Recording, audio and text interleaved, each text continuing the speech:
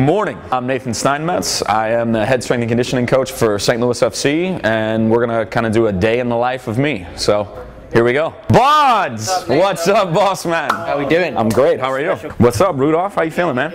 It's going to be get big with Steinmetz. That's what it's. How you doing, KG? Good, yeah. Good? I'm fantastic, man. How are you feeling today?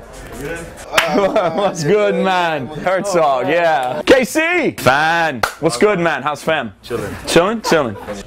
When I got started in the profession, this is actually my 20th year doing this, I actually learned really early on. My head strength coaches that I was working with were always explaining that you're normally working with people when they're either tired, just getting started, or they're after a session, so you have to provide them the energy. So I think one is it's just making them energetic about what's going on because they don't always want to do what they're going to do with me. But then two, I'm a high energy guy, so I try and provide them a face-to-face. How you feeling today? Good? Good? Everything good? Everything's good. Getting after it again today? Yep.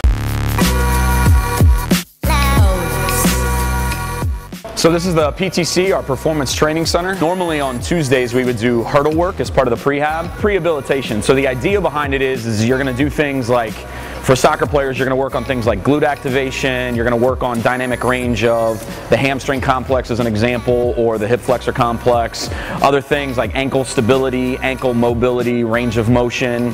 So it's really just things to try and prevent or minimize the risk of injury, particularly when you look at each sport. So every sport generally has certain things that they know are common injuries or common mechanisms of injury. So generally we try to do things as strength coaches and even the athletic training department to make sure that we're keeping them as healthy and prepared as possible. So in the event of an injury, hopefully it's more minimized than it could be if we didn't do these things, or in some cases it even maybe prevents them from getting injured. Shall we begin?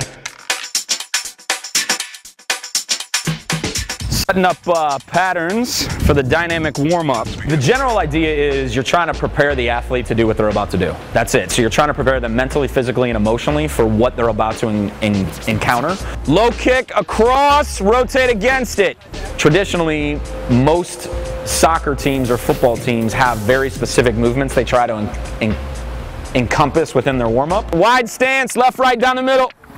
So now what we're looking at is more intense movements, more accelerations, decelerations, more cutting and turning, because it's going to replicate more of what they're going to be doing in their session, as well as preparing them for the game. So left-footed jump over, straight to the yellow, accelerate to the red.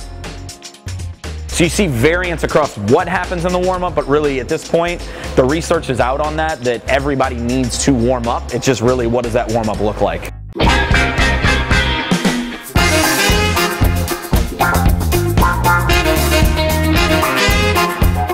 We're about to have our second strength session of the week. We always do 2 a week, a total body early in the week, and then an upper and a core or later on the week. So that's what we're about to hit. We always do a total body lift once a week, and we do a second lift that's upper body and core. We're not trying to develop an overall huge amount of mass. It's not like we're developing an American football lineman, but these guys need to be as strong as they can be at as light of a weight as they can be. In a lot of cases, I almost equate it to similar to what a boxer's trying to do. They want to be pound for pound the best athlete they can be in their sport. It's the same thing here.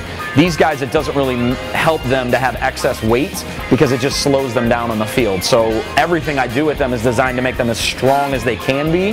They will grow in size from that naturally, but it's not the goal of the program. It's always, I want them to be the strongest in the movements they have to do, and if they get a little bit bigger, they do. If they don't, no big deal.